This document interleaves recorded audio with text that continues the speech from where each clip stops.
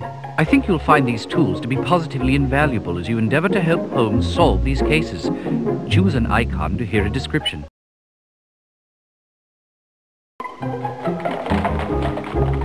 Choose this horse and carriage after you have chosen your destination from either your notebook or the directory. It will take you where you want to go. Mr. Holmes' files provide a wealth of information that he has been collecting over the years. Some of it is quite pertinent to the various cases, and some of it offers simply a fascinating and informative sidelight. When you want to access the files, first choose the destination from your notebook or the directory, then choose here when you want to see what relevant information Holmes might already have at hand. The Baker Street Irregulars are an untidy bunch of young street boys who happen to be on the proper side of the law. They have an undeniable knack for bringing back priceless bits of information in a fraction of the time it would take Holmes or myself. When you want to summons them, first choose the destination from your notebook or the directory, then choose the Irregulars. In no time at all, they will return with whatever details they were able to unearth. When you believe you have directed Holmes to all of the right and proper places, and you have enough information to name the murderer and the motive, choose this icon. Body found in the Thames. Read it in the Times. Holmes has always claimed that the newspaper is a treasure of information when one can read between the lines. When you are ready to consult the Times, you may of course have a look at your paper copy or simply choose here for a close-up view. This gives you access to the London directory. In it, you will find everyone you need to query in your attempt to solve these cases. The directory is also the source for your notebook. You may also use the directory much like your notebook. First, choose your intended destination, then choose the horse and carriage, and you'll have another way to get from one place to the next. Choosing this icon puts a notebook at your fingertips. I believe you'll find that your notebook is your greatest detective tool. Use it to keep track of names and places that you believe you might want to investigate. When you do decide upon a person to question or a place to research, first go to your notebook, choose the appropriate name, then choose the horse and carriage. You will be off and running. Because the Baker Street Regulars are often critical to solving a case, I've included them in your notebook. Use them wisely.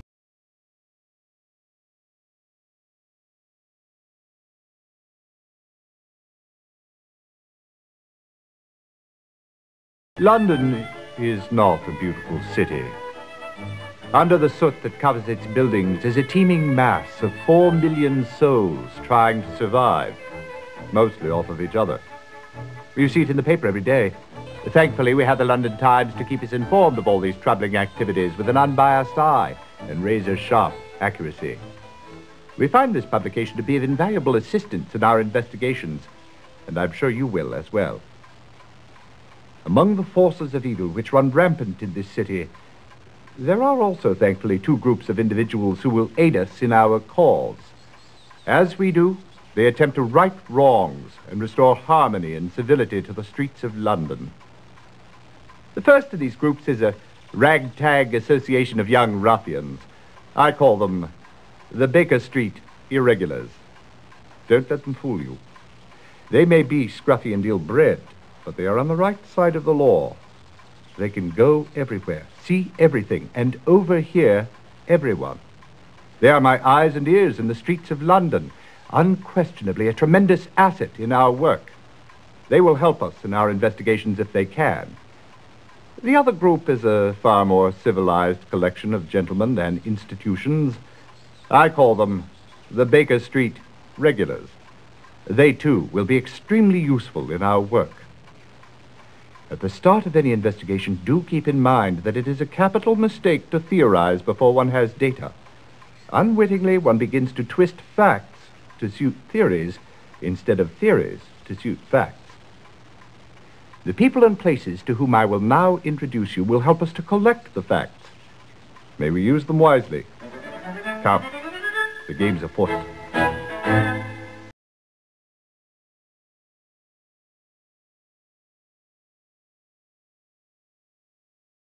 Head Clerk Disraeli O'Brien is your contact in the Office of Records. The Office of Records contains legal records, both criminal and civil, as well as state papers. I think you'll find O'Brien to be a walking, or should I say sitting encyclopedia of the office's affairs. Porky is not a pillar of society, I dare say, but he is a man who has learned from his mistakes and is trying to start a new life. Although he is no longer in prison, he is still behind bars, or shall I say, a bar. Jolly good one, Holmes. Yes, Watson. Well, the bar in question is the Raven and Rat Inn. Porky is the proprietor. He has been of great help to us in the past, and I expect he will continue to be in the future. Edward Hall is a young barrister whom you will find on most days at the Old Bailey. He's a cut above the other unimaginative members of his profession. Holmes, don't you think you should explain to them the difference between a barrister and a solicitor? Yes, of course, Watson. A solicitor handles the routine legal business of our society. If you do not have to go before a court, you will have no need for a barrister. If you must go before a court, then your solicitor would engage the services of a barrister. This is a records office housing documents pertaining to births, marriages, deaths, and last wills and testaments. Sir Jasper is the chief medical examiner for St. Bartholomew's Hospital. He is London's greatest forensic pathologist. You can depend on him for all the technical details that can be obtained from any corpse whose cause of death is in question. If I can't find something in my own files, I go and examine the overflowing shelves of the great London Library. It is a wealth of information. Quentin Hogg is a crime reporter for the Police Gazette. He is an ex-police inspector who found the environment of Scotland Yard less than stimulating. He has a strong deductive mind and is a very good resource. Now here is a person who usually gets in the last word. Langdale Pike is a human reference work on social scandal, especially on the London scene. He contributes bits of gossip to the garbage papers that cater to an inquisitive public. This gentleman is the head chemist at Scotland Yard Criminology Laboratory. It is rumored that Murray lives in the lab. He is eternally bent over one of his tables trying to extract the history of a crime from the physical evidence he's been given. You can learn much from old HR if you can follow the twists and jumps of his thinking. Mr. Henry Ellis is the foreign news editor for the London Times. He is a great reservoir of information of what's happening on the continent. He also has an interest in crime news. Ellis is always happy to help when he can, but you must be careful of what you tell him, or you might find what you've confided to him in the next day's Times. Ah, Scotland Yard. If the Yard knew how to examine evidence with any skill, there would be no need for our services. Inspector Lestrade is the pick of a bad lot. But it is true they may be a source of valuable information. After all, the professional police have methods for gathering facts that are not open to us.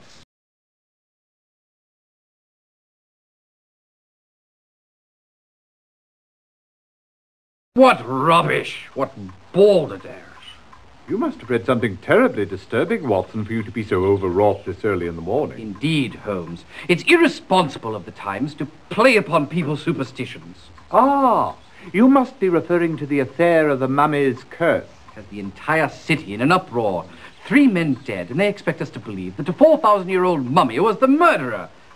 I'm surprised you haven't taken some interest in this case, Holmes. To the contrary, my dear Watson.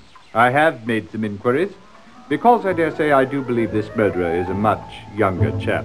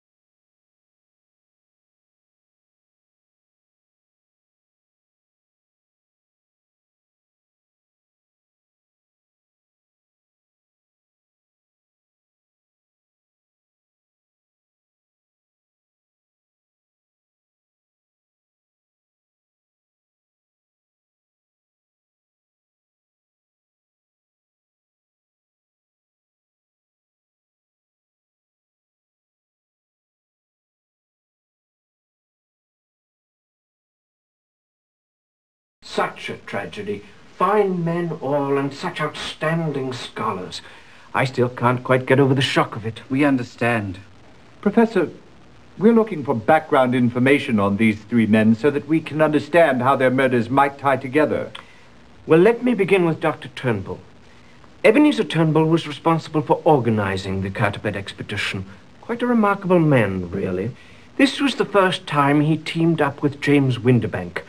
Professor Windibank was one of our most popular lecturers. In fact, several of his former students were also eager to accompany him. I recall him saying that he was having difficulty choosing. Weatherby turned out to be the lucky one. Though it seems far from it now, doesn't it? I suppose Smith and Travis turned out to be the lucky ones after all. Smith and Travis? Peter Smith accepted the invitation to join another expedition. As for Philip Travis, he was quite keen on accompanying Professor Windibank. In fact, he became exceedingly upset when Andrew Weatherby, a postgraduate student in the department, was chosen instead. Took it rather personally, I should say.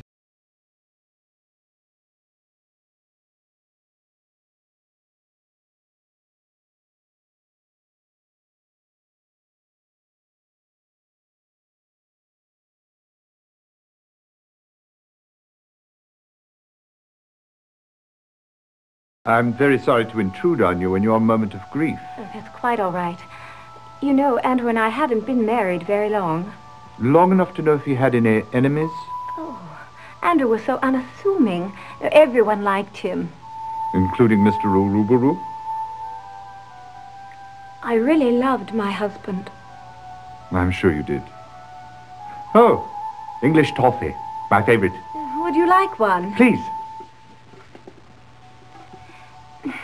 Sorry. You'll have to open this yourself. I've never been any good with these things.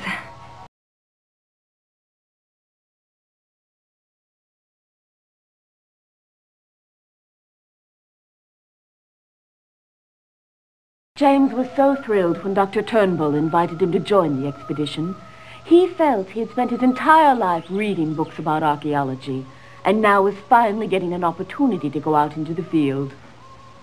Tell me, Mrs. Windibank, when your husband returned, did he discuss the deaths of his colleagues? Of course. James was extremely upset. I know he did not believe a curse to be responsible. My husband was a man of science.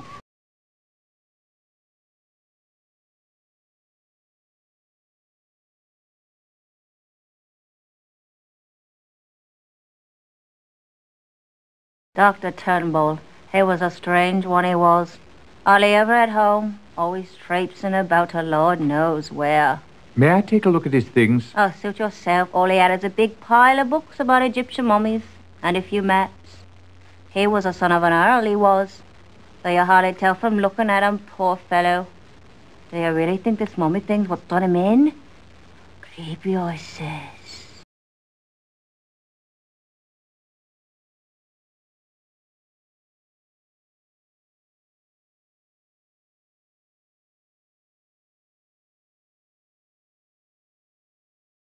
It's quite amusing, all this hoopla over a mummy's curse, I must say. Not so amusing, of course, the murder of 3 Englishmen. Have any of your reporters uncovered anything new? Actually, I've been in Paris the past several weeks. Just returned to London on Tuesday. I've had no involvement with the writing of any of these articles. I believe they are all the work of Philip Travis. He's one of our young reporters. For a short time, he was the Egyptian correspondent. Was he sacked? No. He returned to London just a few days ago. I gather he was reassigned to cover the case from here because he had some familiarity with the murder in Egypt. Do you know Travis? No, never actually met the chap, although I hear he's a bit of an odd duck. Thanks for your help, Henry. Anytime. Let me know when you catch the mummy. That's one scoop I'd like to get.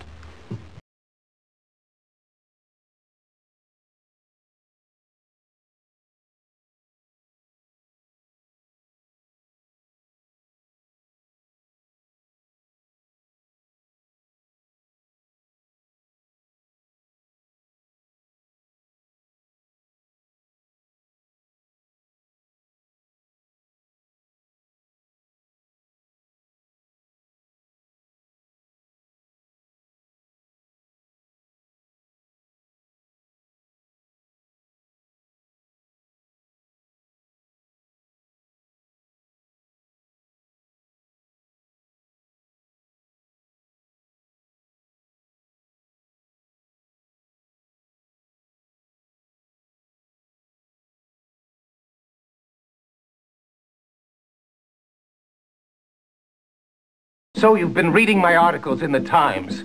I'm honored. What do you think of them? Quite interesting. You've clearly been following the murders quite closely. Who do you suspect? I believe it is the work of the ancient Egyptian god Pumatef and his goddess Neith. Be serious. I couldn't be more serious. You see, Mr. Holmes, although I am a journalist, I was actually trained as an Egyptologist. I know all about these mysteries. That's why my articles carry the force of truth. And what is the truth, Mr. Travis? The truth is that the Egyptians discovered the secret of life. What we call science is mere child's play compared to the knowledge they had. Look at this. Do you know what this is? It appears to be a mummified animal of some sort. A monkey, perhaps? Precisely. Write a conversation piece. I've been using it in some very important experiments which, if successful, will unlock the secret to bringing back the souls of the dead. I've been working on it, Mr. Holmes, using these tanner leaves. Watch.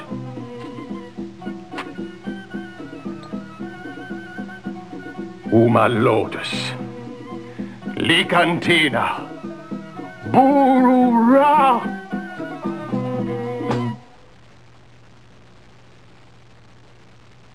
It appears that the soul of this particular monkey has no intention of making a reappearance. It's only a matter of time. I know it is. After all, these secrets have been buried for thousands of years. These things don't happen overnight. But it will happen someday. This is my mission. I believe I'll leave you to your work, Mr. Travis. And don't go yet. Let me show you more. Thank you. Some other time, perhaps.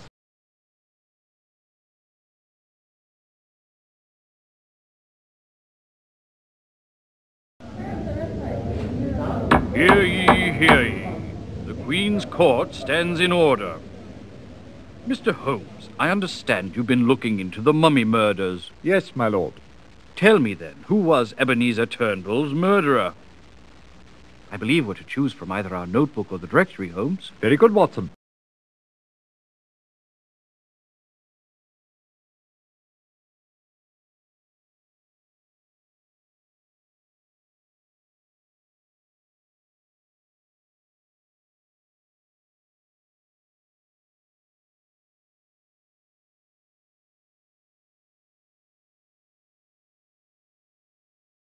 And what makes you so certain? What was Travis's motive for killing Turnbull?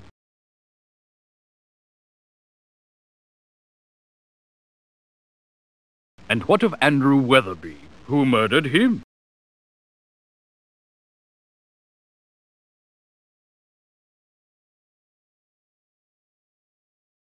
So, you say Travis killed Turnbull and Weatherby? Yes, I believe he did, my lord. What was his motive to kill Weatherby, Holmes?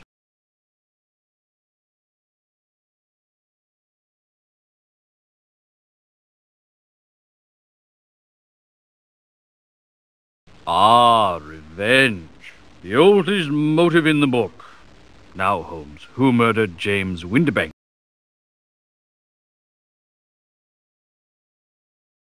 This Travis seems to be quite a busy fellow. What made him kill James Windibank?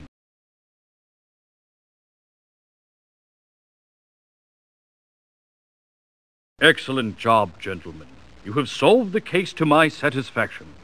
The court stands in recess. Until next time, of course. Well, Watson, I believe this case is solved. And for your information, it was not the mummy. Come, Holmes. I never thought for a moment it was the mummy. Of course not, Watson. However, the murderer and the mummy did have one thing in common. What's that?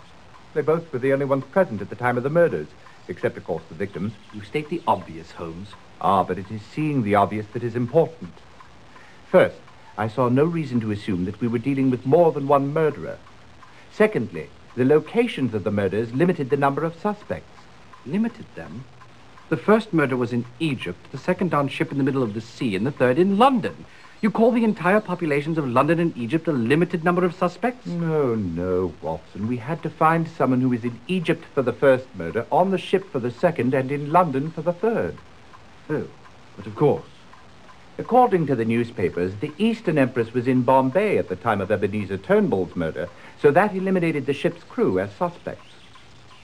Thus, I needed the list of passengers who boarded the ship at Cairo.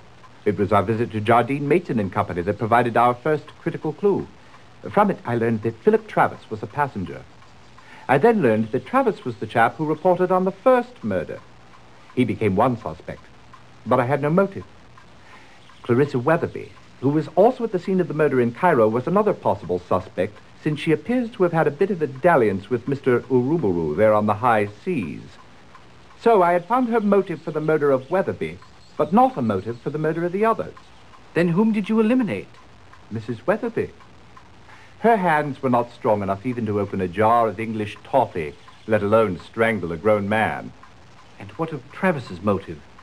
It seems that Travis was a student in the Egyptology department at London University and had studied under James Windibank. He wanted very badly to be chosen as a member of the expedition, but Windibank turned him down. Instead, Weatherby was chosen and Travis was furious. So there you have the motive for two of the murders. And what of his motive for the murder of Turnbull? Evidently, Travis had written a vicious article questioning Dr. Turnbull's credentials to lead the expedition. Turnbull's response was quite harsh, probably powerful enough to drive an odd duck like Travis to murder. Very impressive, Holmes. Elementary, my dear Watson.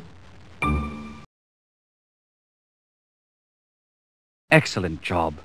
If we had been doing our best, we could have solved this one in 26 points. But we're not too far off, are we?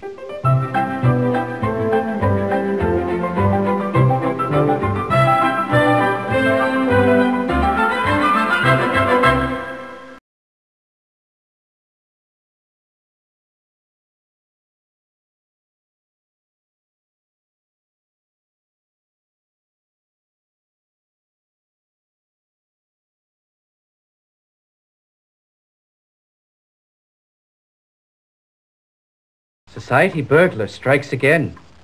Series of burglaries. 6 over the period from June 2nd to June 17th. On July 2nd, the 7th occurred at the home of Sir Sanford Leeds. Cleopatra tiara stolen, it says. As in the other cases, no sign of extensive search by the thief, and only one piece of jewelry involved. Victims elsewhere at the time. Here's a complete list of the particulars, Holmes, if you'd care to read it. I believe you'll find him in the study. How do you do, gentlemen? I am Gerald Locke. Please be seated, Mr. Locke. How can we be of service? 3 days ago, Guy Clarendon was found murdered at Halliday's. It's preposterous, but Miss Frances Nolan has been charged and is being detained at the criminal court, Old Bailey. Frances Nolan. Ah, yes. Sister of Loretta Nolan. Only surviving heirs of Sir Malcolm Nolan, founder of the Aberdeen Navigation Company. I seem to recall that Sir Malcolm and Lady Nolan were killed when some lunatic threw a bomb into their carriage. Seems to me that later I heard something about it being a case of mistaken identity. Wasn't one of their little offspring in the carriage with them at the time? Yes, it was Loretta, Frances's sister. She was only 4. Miraculously, she was uninjured. Mr. Locke, I've heard that you are a suitor for Miss Frances Nolan's hand, are you not? Yes. And was it not also true that she was being courted by Guy Clarendon? Unfortunately, yes. Have you any idea why Frances Nolan was charged with the crime? Well, she was discovered over the body with a pistol in her hand. That would do it. But you don't understand. Frances is totally incapable of murder, not even of a scoundrel such as Guy Clarendon. Scoundrel? But he's from such blue blood. Also, if I'm not mistaken, he's an accomplished batsman for the West London Cricketers, a ranked fencer in international competition. He was also a bit of a bounder, Watson. What an understatement. Guy Clarendon was excessively fond of cards and strong drink. His father had all but disinherited him. I tried to tell Frances that Clarendon was no good, but to no avail. And now look at the mess she's in. Will you help? Most certainly.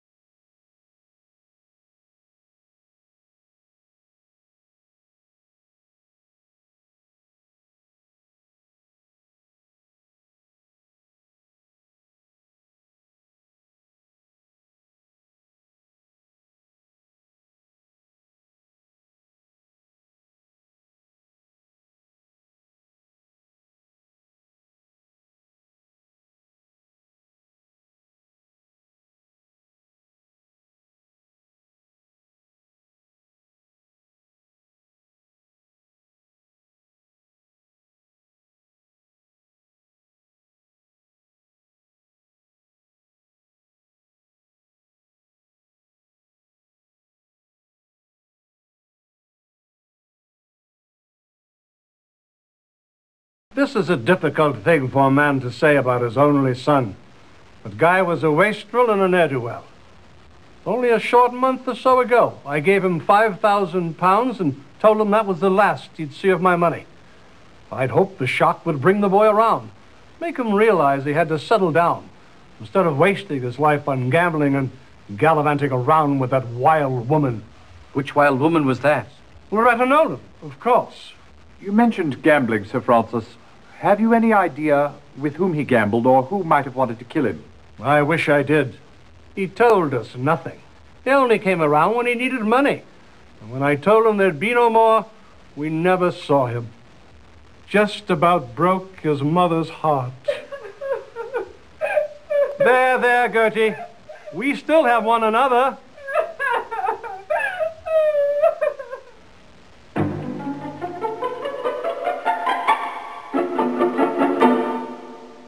I've something you ought to know about Master Guy. One morning, rather early, about 4 or 5 weeks ago, I heard a terrible clatter downstairs, so I came down to investigate. It was Master Guy just coming home. He was in a terrible state, all battered and bruised, with a fresh cut on his forehead.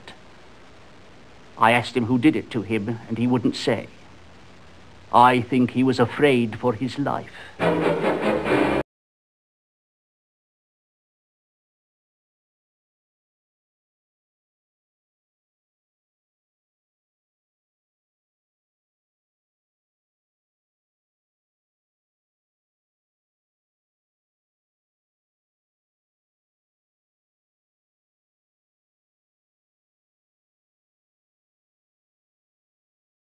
Tell us, who was at home on the evening of the 1st? Well, just Miss Frances, sir. Oh, yes, of course, and Dr. Trevelyan. At what time did the doctor take his leave? Oh, let me think. It must have been 10 o'clock, because that's what time he always leaves. What did Miss Frances do after her guest left? What she does every evening, sir. Well, she asked for a cup of hot cocoa, which I brought her straight away. Then she read for a bit by the fire.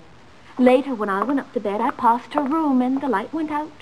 What time would that have been? Oh, let me see. Oh, I know it was 11:30 because the clock chimed. Then I went to sleep.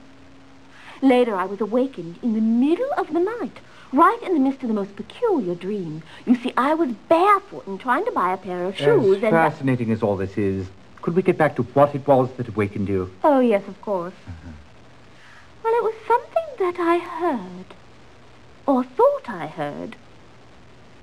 I listened for a bit, but that was the end of it, so I went to sleep again. Later, I awoke at 7:30. I always wake up at 7:30, except, of course, on Sundays when I sleep until 8. As usual, I began to prepare Miss Frances's breakfast. I had no sooner got into the kitchen when I heard the front door open and close. Well, I ran to the front window and peeked out, and there was Miss Frances walking down the street. And why do you deem that so unusual? Well, she never leaves before she's eaten one of my currant buns.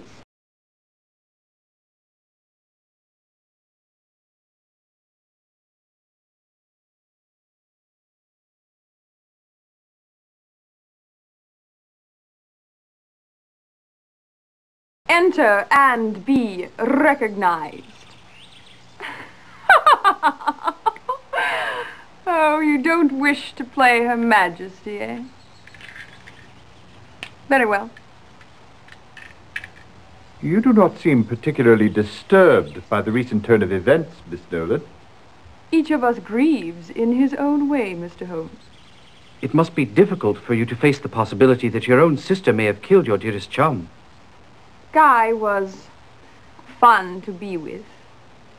And as for Frances, I love her dearly, but, well, it's funny to think Miss Right and Proper has finally gotten herself into a bit of a jam. Miss Nolan, may I ask, when was the last time you saw Guy Clarendon? Let me think. I believe it was the Richmond's party last Thursday. Yes, I'm sure of it. God, we did cut it up a bit there. And after the party? We did not go home together, if that's what you're implying. That would have broken Frances's heart. She was head over heels for Guy, you know. She had some foolish notion that he was going to marry her. Not that someone like him ever would. But I do recall her saying, and it might have been the night of his death, that she was going to have a talk with him about their future.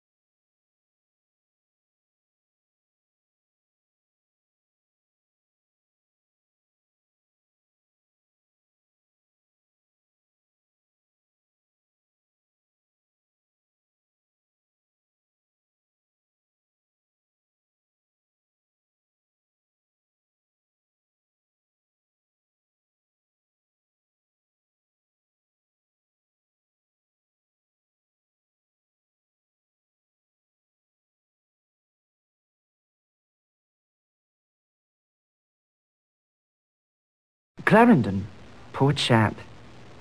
He arrived on the 29th day of May and was given a front room on the 3rd floor. 2 days later, he asked to be moved to suite 205. To your knowledge, did he have any visitors? Only 2 that I'm aware of. One was a most disagreeable fellow. He was rather large, had a thick walrus moustache, and a very prominent scar down his cheek. He arrived on the 1st of June, the very day of Mr. Clarendon's move. He simply came in, sat down in the lobby, and waited. 20 minutes or so later, Mr. Clarendon came down from his room. The big man yanked him aside. I was about to send for a bobby when Mr. Clarendon signed me that all was well. After a few minutes, they left together. I never saw the man again. His other visitor, who came by quite frequently, was a most striking woman. She was quite fashionably dressed. She had a most distinctive laugh, very full and deep. I've no idea who she was. Please, tell us about the morning of July 2nd. It was about 9 o'clock when a woman entered.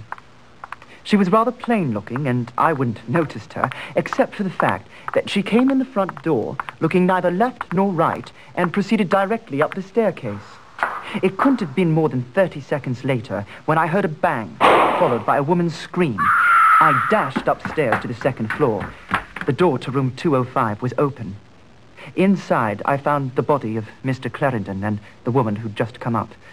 She was lying in a swoon in the center of the room with a pistol in her hand. I revived her with some whiskey. When she came to, she was totally disoriented. She had no idea where she was or what she'd done.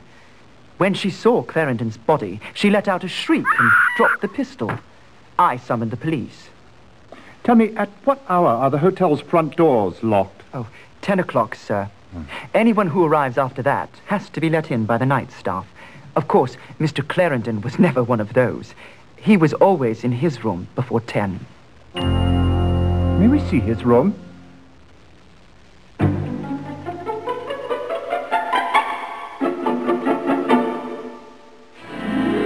What have we here, Watson? It appears to be a bank statement. Oh, look here, Holmes. Appears the maid missed a spot in her sweeping. Good thing she did, Watson. You're staring at evidence. Blood. What's this stain here? Smells like a fine sherry. Looks like someone's been celebrating. The question is, was it with the body or over it? Nothing much here. A couple of shirts and 3 pair of shoes. But what you failed to notice, my dear Watson, is that one of the pairs of shoes is canvas and has been dyed black. Interesting. A sweater and trousers. An ensemble in black. Not much of a view. All I can see is a brick wall of the building across the alley. Ivy vines winding up a trellis.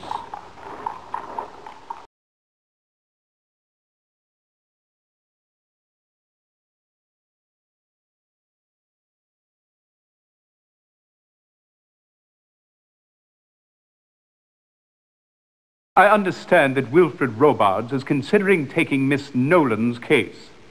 He might be able to help you. If you'd like, I can arrange an interview with Frances Nolan. She's being held downstairs, you know.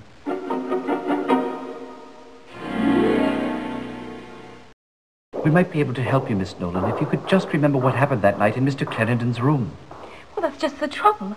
I can't remember anything except seeing Guy's body across the room and the pistol in my hand. Where did you get the pistol? I've no idea, though the police assure me it's mine. I didn't know Guy was at Halliday's. I've never even been there before. And why would I shoot him anyway? We loved each other. There, Miss Nolan. Stiff upper lip. Thank you. Miss Nolan, what is the last thing you remember before the room at Halliday's? Oh, hot cocoa in bed. I beg your pardon? Well, every night before I retire, my maid, Grace, brings me a cup of hot cocoa. How nice. Yes. And before that? Well, before that, I dine with Dr. Trevelyan, as I do every Sunday evening. My sister, Loretta, is under his care. The doctor and I have become good friends over the years. He left at 10 o'clock, as he always does. May I ask, where did you first meet Guy Clarendon? At the country estate of Cornelius Oldwine, in March. My sister, Loretta, was attending a party there. I suppose things got a bit out of hand because it seems she dived into a fountain. She caught pneumonia and I had to go and fetch her home. Guy was also at the estate, and that's where we met. And he immediately began paying court to you? Oh, heavens, no. Nobody seems to take much notice of me. I suppose that comes from having such a wildly attractive sister. That's why I was so surprised when he called a few weeks later. We began seeing a great deal of each other. We went on long carriage rides, had picnic lunches. It was all quite lovely. And then on the 5th of June, he declared his love for me and asked for my hand in marriage. I was so happy. I couldn't have killed him. How do you explain your presence at Halliday's? Well, I can't. It's just like the other 2 times. You've had memory losses before. Yes, twice in the past month. The first time I found myself atop a horse in Hyde Park, with no recollection of how I got there. The last thing I remember was having lunch with my sister Loretta. Then there I was, atop a chestnut mare. How peculiar. The funny thing is, I'm terrified of horses. You mentioned there was a second time. Yes, a few days later, I met with my solicitor, Hiram Davenport. Then the next thing I know, I'm at the Newgate Street station. I consulted my physician, Dr. Mason, and he was quite as baffled as I was. One last question, if you will. What is your relationship with Gerald Locke? Oh, Jerry. He's a dear old friend. Though I'm afraid we had a falling out of late.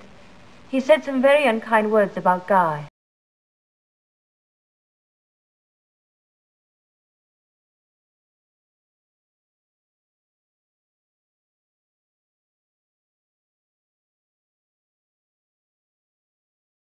Doctor, we understand that you dined with Frances Nolan on the evening of July 1st. Yes, that is correct. We dine every Sunday.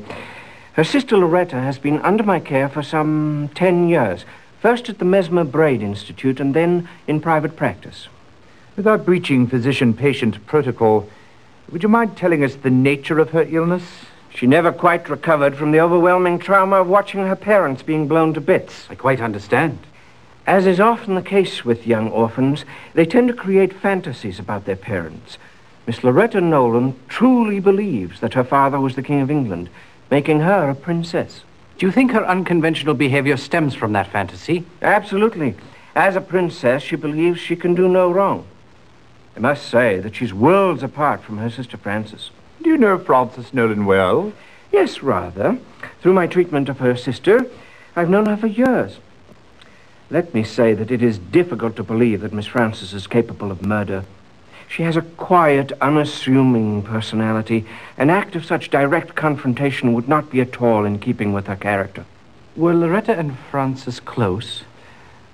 I know without a doubt that Miss Frances loves and cares for her sister almost as a parent would a child. Miss Loretta. Well, she loves her sister as much as she is capable of love.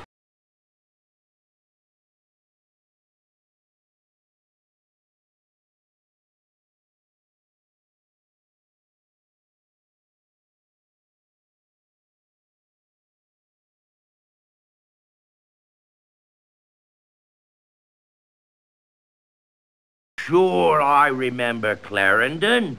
He and his lady friend used to stop in here from time to time, usually on their way to Kilgore's gaming parlor or coming back from it.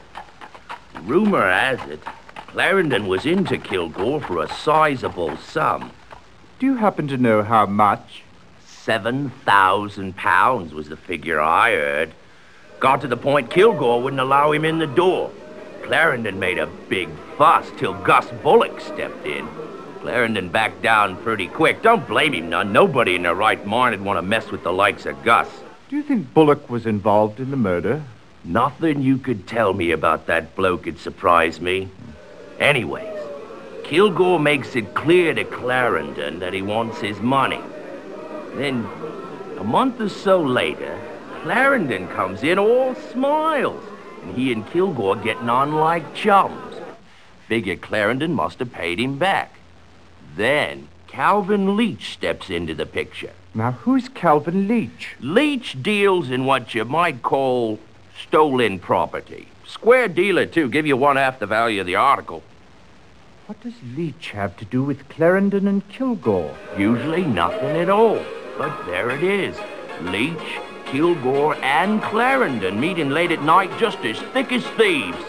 The meetings continued on right up to, well, the night before Clarendon's death. Very interesting. Now, we've been standing here jawing, and I don't recall hearing anybody order nothing. What'll it be, mate?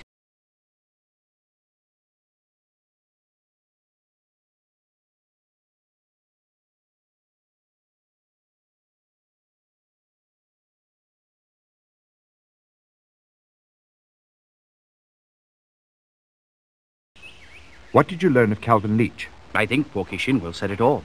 Did you ask Leach about Clarendon? Yes. What did he say, Watson? Oh, yes, of course. He said he'd never heard of him.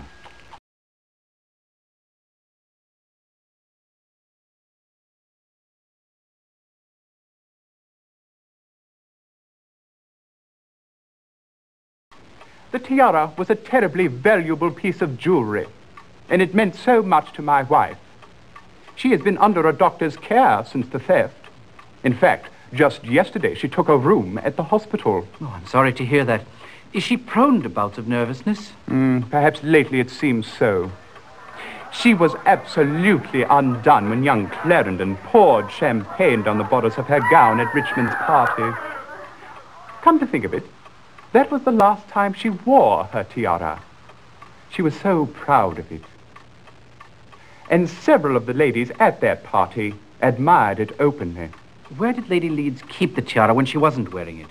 In the bottom drawer of her bureau, where she kept some of her more frilly undergarments. Were there any signs of a search? Drawers left open, that sort of thing? No, and that's what strikes me as so peculiar. It's as if the burglar knew right where to look.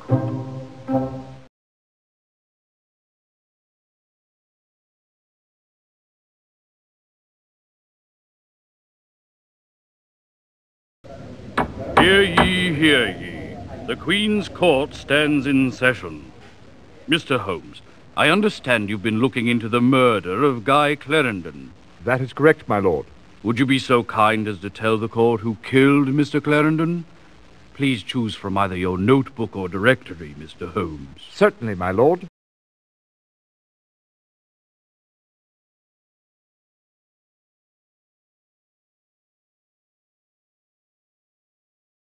I see. And what was Loretta Nolan's motive for killing Clarendon? Ah, greed. Pure and simple. Now, have you determined why Francis Nolan went to Halliday's? I have, my lord. Please inform the court.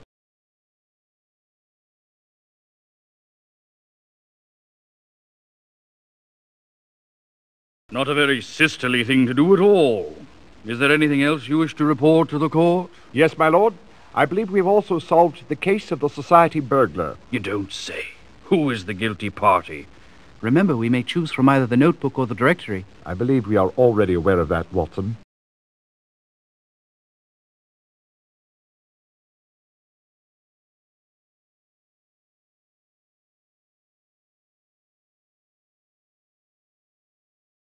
Guy Clarendon was straight from the upper crust. Why ever did he turn to a life of crime?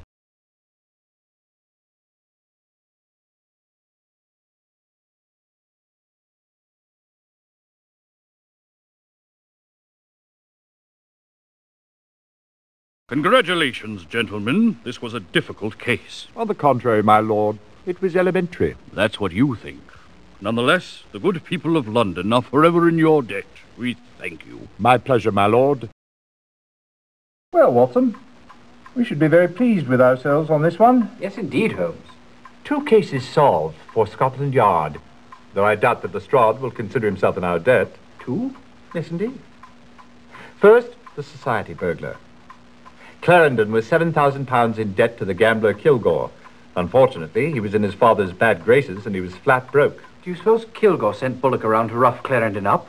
Good deduction, Watson. You're learning. That's why he moved into Halliday's, to escape Gus Bullock. And to pay off his debts, he took to burglary. Right you are. He acquired a black sweater, trousers, and a pair of black canvas shoes so as not to be seen or heard in the dead of night.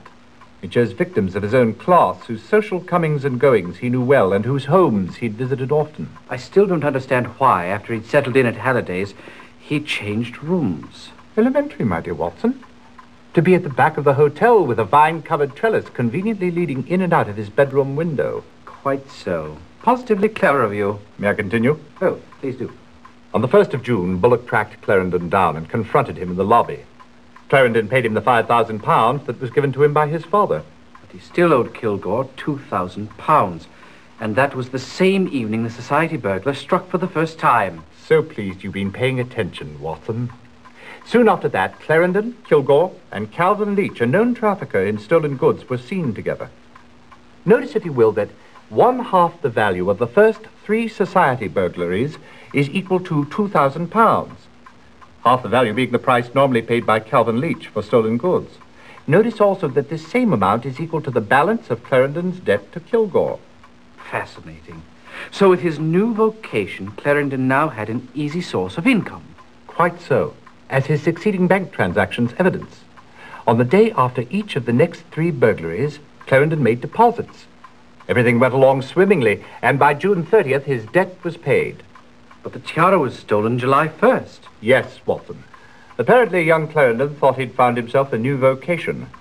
He might have lasted longer at it if he'd chosen something else to steal. Whatever do you mean, Holmes? Loretta Nolan's delusion that she was born of royal parentage proved to be his undoing. If she took it, how did she manage? No one saw her enter or leave. She came and went the same way Clarendon did, via the trellis. She was armed with a derringer purchased at Escott's in her sister's name. Clarendon returned from his night's work and poured 2 glasses of wine in celebration. That's when Loretta Nolan shot him and took the tiara. How wicked of her. Not nearly as wicked as what she did next. What? She went to her sister Frances's home and hypnotized her. She then proceeded to instruct her to go to Clarendon's room with the derringer and fire it into the ceiling. Incriminate her own sister? But why? If we could determine that precisely, we could start our own institute. Sick mind, no doubt. But tell me, Holmes, how did Clarendon know the precise locations of each of his victims' jewels? Excellent question, Watson. Although there is no clear-cut evidence for this, I can only assume that Loretta Nolan must have been in on it too. The only way Clarendon could have known the locations of the jewels was if the victims themselves had told him where to look. None of them recalls having told anyone, but in fact they did tell someone. Who? Loretta Nolan. She managed to hypnotize each of the ladies whose jewels were stolen and got them to reveal the precise locations of the family treasures. And left them with no memory of having done so. Precisely. Astounding, Holmes. Elementary, my dear Watson.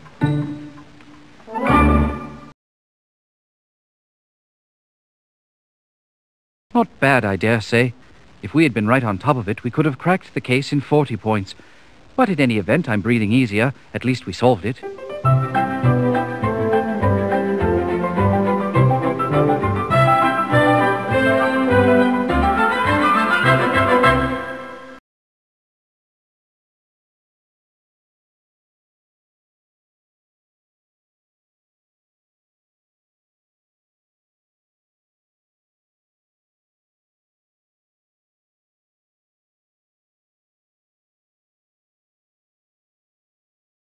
May we be of some assistance, Inspector Smythe? General Farnsworth Armstead, one of the 6 surviving Waterloo Tontine ticket holders, has been murdered. Waterloo Tontine? The Waterloo Tontine was a lottery of sorts, Watson. It was set up in 1815 to aid the veterans of the Battle of Waterloo. Wellington's victory over Napoleon. Yes, of course, I knew that. Quite an ingenious plan on the part of the founders. £1 bought a ticket in the name of some young relative. The ticket proceeds amounted to over £1 million. Half went immediately to veterans and their families for medical and hardship expenses. What became of the other half? It all went into an account at the Bank of England, where it's been collecting interest all these years. Very clever. And how does one win this prize? Simply by outliving all the other ticket holders. And now you say one of them has been murdered. Very suspicious. Who are the remaining 5? The oldest is Captain Robert Jurgens, age 82. Then there are Anita and Claire Thomas, who are 80-year-old twins. William Rowland is 79, and Peter Dudley is 77. Poor General Armstead was the youngest at 74. Seems as if he would have had the best chance to outlive the others.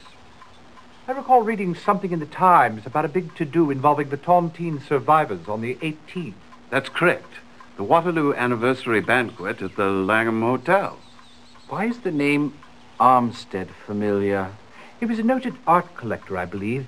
He also authored a well-known book, Treasures of the Conquerors. Quite right. At the time of his death, General Armstead was working on a revised edition for his publisher, Norgate and Company. It was to contain an entirely new chapter on a fabulous diamond called the Polar Star, which at one point belonged to Joseph Bonaparte, Napoleon's brother. The general had new information which traced the gem to its present owner.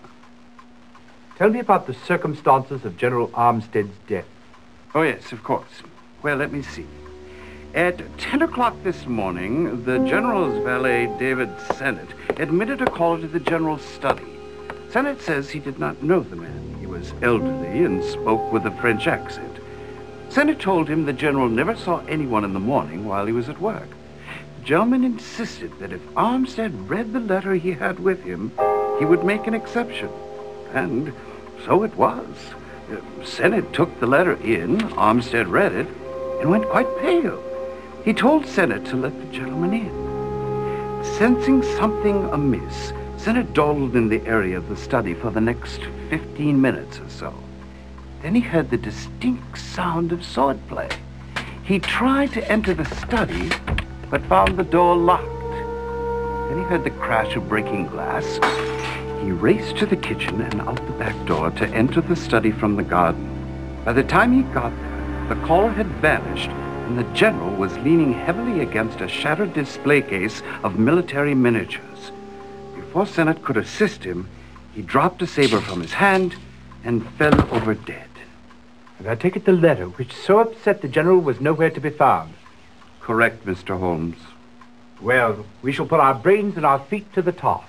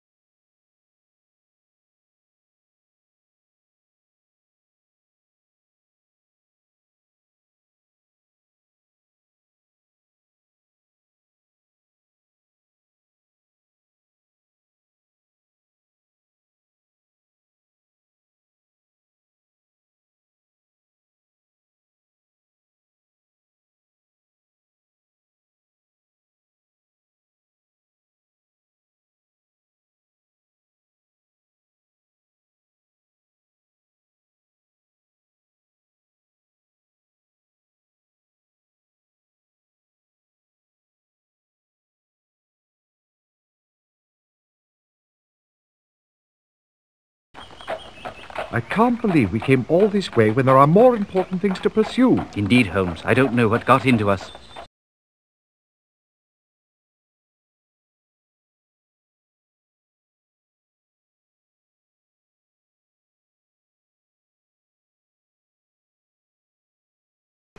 They had absolutely no information pertaining to this case. I thought not, Watson. It appears that we've wasted our time.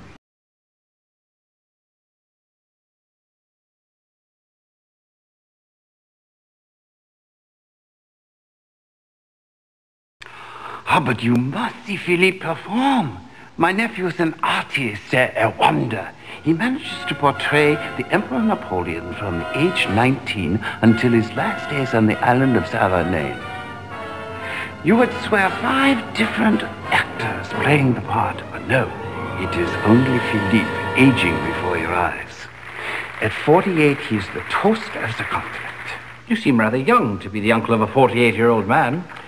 I am but 8 years older than Philippe, though I can assure you I am his uncle. You might say that our family has a history of late arrivals. Philippe's father was 25 years older than myself, and Philippe's poor sister was 15 years older than he. Why do you say poor? She died many years ago under tragic circumstances. In fact, her mother was so upset over her daughter's death that she was put into an asylum. We received word yesterday from the asylum that she had also passed away. It upset Philippe very much, resurrecting old ghosts, as you might say. But we have been playing for enthusiastic audiences for several weeks. As we say in the business, the show must go on. And Philippe is a trooper. He would never allow it to affect his performance. Can you tell us where Philippe Arnaud is this morning? We should like very much to meet him. Well, he is not here now. Our company is staying at the Grand Hotel. However, I believe today he is visiting the National Gallery. But if you would come back this evening, I will have tickets awaiting, and after the show, you are welcome to come backstage and meet him.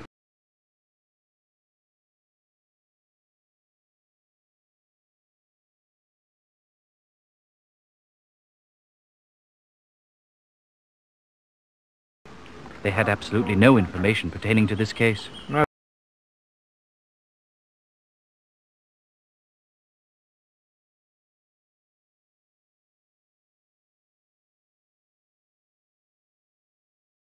How fortunate that Inspector Lestrade authorized the hotel manager to allow us to search Philippe Arnaud's room. Perhaps we can return the favor and solve a case for him someday. Today, for example. Let's look around.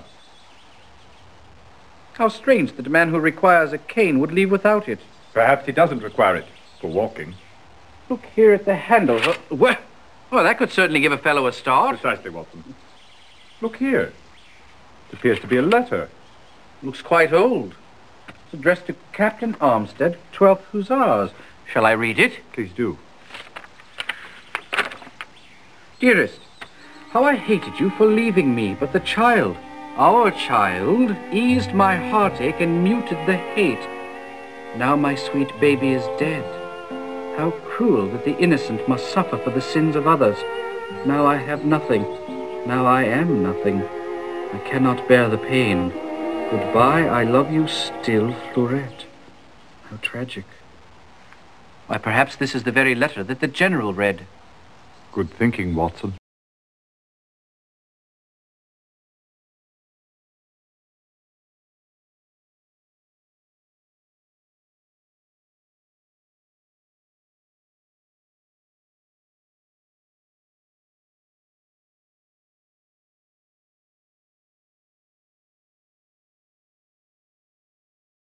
I found the General leaning over the display case. He had his saber in hand, the one that usually resides above the fireplace. I understand he was a collector of military figures. Yes, the display in the study shows the last great British charge that swept the French from Waterloo. Is there any significance to the fact that the figure of Napoleon is facing backward? How strange.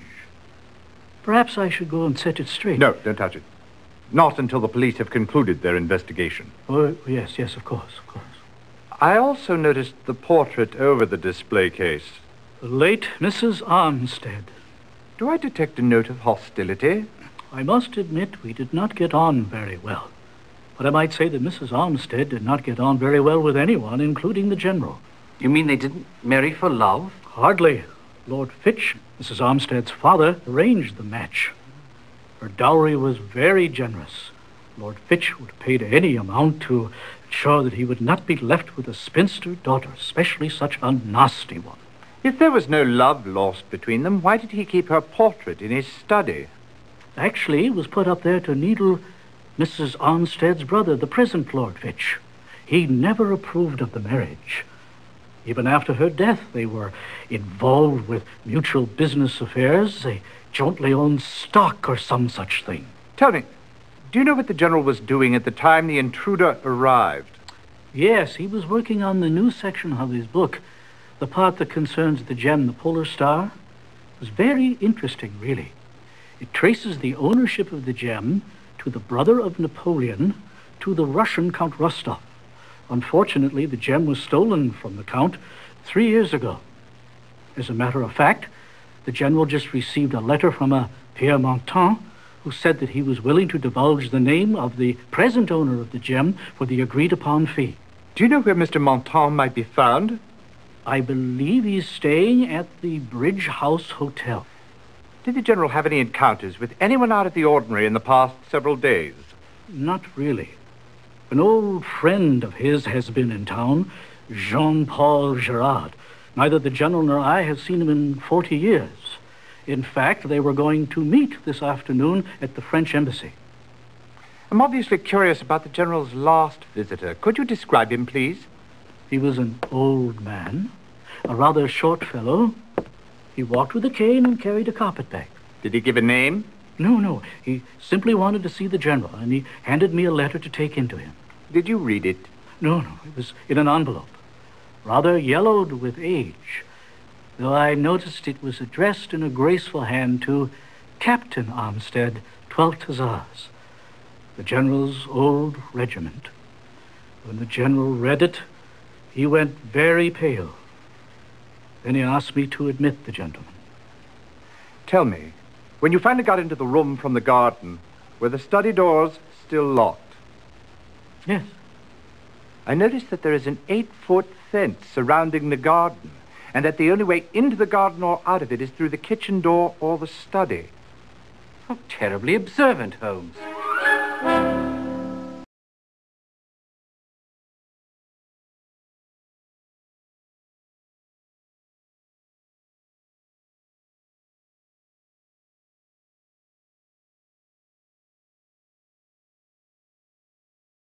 How in the world did you hear about it so soon, Mr. Holmes? The body's still warm. Couldn't have happened more than 10 minutes ago. Body? What body? Well, the one what's upstairs in 203. We're here for something else, actually. Looking for Pierre Martin. Well, that's the very fellow what was done in. Tell me, young man, do you know what transpired? Well, Mr. Martin checked into the hotel on the 8th. He was a Frenchman. I didn't speak to him much. Who discovered the body? I did. Well, I came along to his room to deliver a wire. Here it is, sir. Information still valuable. See me, Wells, Osborne, Norgate and Company, publishers. Tell me, did you see anyone suspicious hanging about? No. No, sir. Well, actually, now that I think about it, there was a rather large man with a foreign accent. Russian, I think. He said that he wasn't sure about the address and that he'd only just arrived in London. He asked for Mr. Martin, and I sent him straight up.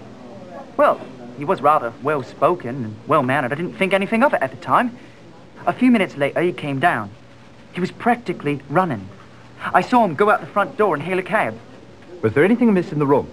I'll say. An inkwell was toppled on its side, left an awful mess on the carpet. Big blue spots and inky footprints right the way to the door. The manager will be in a fret when he sees it. Fortunately, there was no blood. Perhaps he was strangled.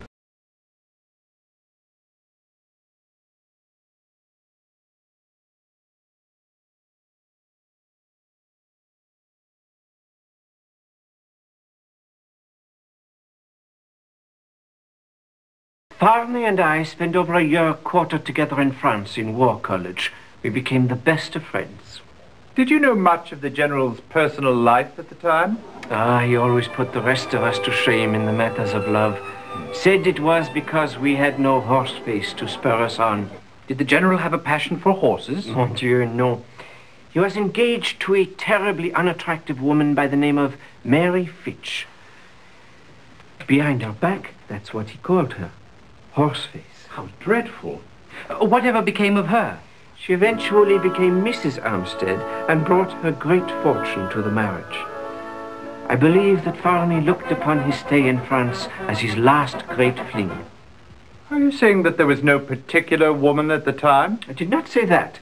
There was one, but I never met her. My little flower, he called her.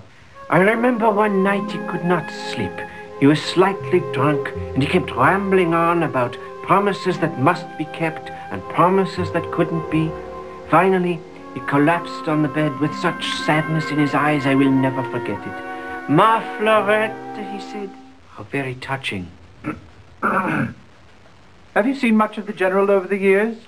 We have always maintained our friendship through correspondence, until last week, that is. It was the first time we had seen each other in over 40 years. We had supper, and then went to see the French actor Philippe Arnaud perform.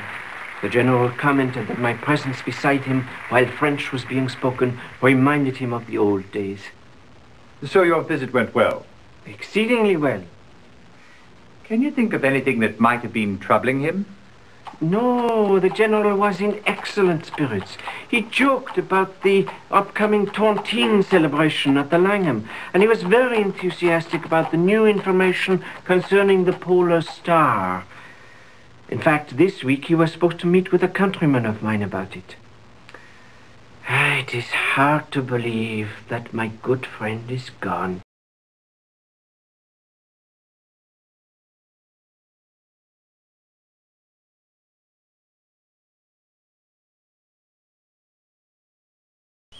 Count Rostov.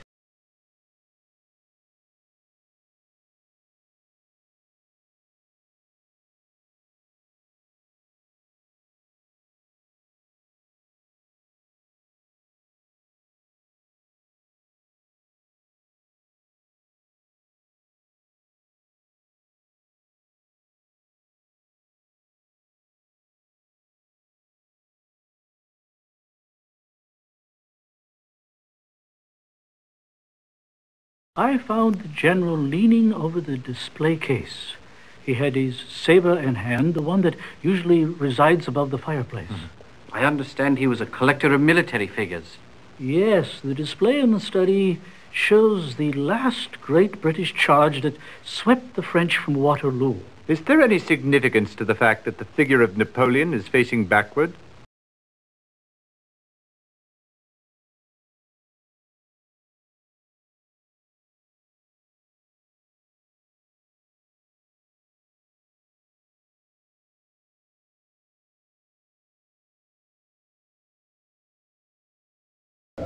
Hear ye, hear ye. The Queen's Court stands in order. I see we have the pleasure of your company today, Mr. Holmes. I understand you've been investigating the murder of General Farnsworth Armstead. That's correct, my lord, and I believe I have solved the case. Do you now? Well, then tell me, who murdered the General? I believe we're to choose from either our notebook or the directory, Holmes. As usual, Watson, your help is invaluable.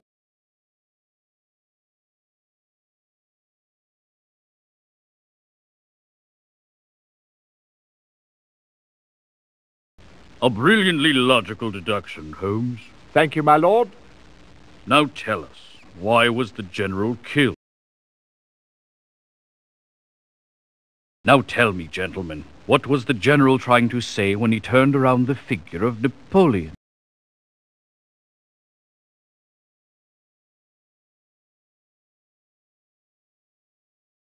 Rather clever of the old boy now, wasn't it? Indubitably. A man who keeps his wits about him to the last has my undying admiration. I was wondering, just for the record, could you tell us what the General used to call his wife? Excellent job, gentlemen. You have solved the case to my satisfaction. The court stands in recess. Until next time, of course. You say you've come up with a solution, and yet you sit there calmly cleaning your meerschaum. Please, Holmes, tell me what you've uncovered. Of course, Watson. It's quite simple, really. The most intriguing fact about this murder was the method. Mr. Sennett's report that he heard the distinct sound of swordplay struck me as most odd. It suggested an affair of honor. At General Armstead's home, my suspicions were confirmed. The old letter addressed to Captain Armstead, a rank he'd held some 40 years ago, suggested that it must have concerned something from the past, something that was clearly upsetting to him. That was the reason for the duel. But how can you be so sure there was a duel? Simple reasoning, my dear Watson. The general had time to place his chair against the wall, climb upon it, and retrieve a saber. The murderer allowed him to arm himself. A duel is the only event that fits with the facts. Are you sure the caller carried a sword? I thought all he had with him was a carpet bag and a cane. Perhaps it only appeared to be a cane. Ah, yes. The intruder was described as an old man, yet he left the premises over an 8-foot wall. Clearly he was in disguise, and carried off the ruse with enough expertise to completely fool the general's manservant. The carpet bag must have been used as the receptacle of the disguise when it was no longer needed. Positively clever of you, Holmes. But what made you think it was Arnaud? Well, since we were looking for someone adept at the art of disguise, Gerard's mention of the actor Philippe Arnaud struck a chord. Also, Arnaud plays Napoleon. No small coincidence. What are you getting at, Holmes? When the general turned round at the figure of Napoleon, he was trying to tell us that his murderer was Napoleon. Or rather, the actor playing Napoleon, Philippe Arnaud. So Arnaud killed the general to avenge his long-dead sister's honor. Ah, well, unlike most of our cases, this motive was closer to the heart than to the pocketbook. Quite so, Watson. When Arnaud's sister Fleurette was an impressionable young girl, she fell madly in love with the dashing English captain. When he left, she took her own life. So pathetic. Wait, there's more. Fleurette's grief-stricken mother went mad and was sent into an asylum. Thus, in the twinkling of an eye, little Philippe Arnaud, who was but a child himself, lost both his mother and his sister. It's so sad. I'm sure he was too young to understand the circumstances that caused it. Yes, but 4 decades later it all became clear when he found a letter written by his sister. It yielded an explanation and a name. Armstead. He came to London armed with that letter and a sword cane. But he was here for several weeks before he did the deed. Yes, and he might not have done it at all had it not been for the news of his mother's death. That was the final blow. He went straight away to the general's home to take his revenge. Voila. Positively brilliant, Holmes. How do you do it? With his pipe cleaner, of course.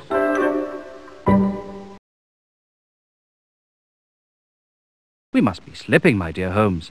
I dare say if we had put our brains to the task, we could have solved this one in 26 points.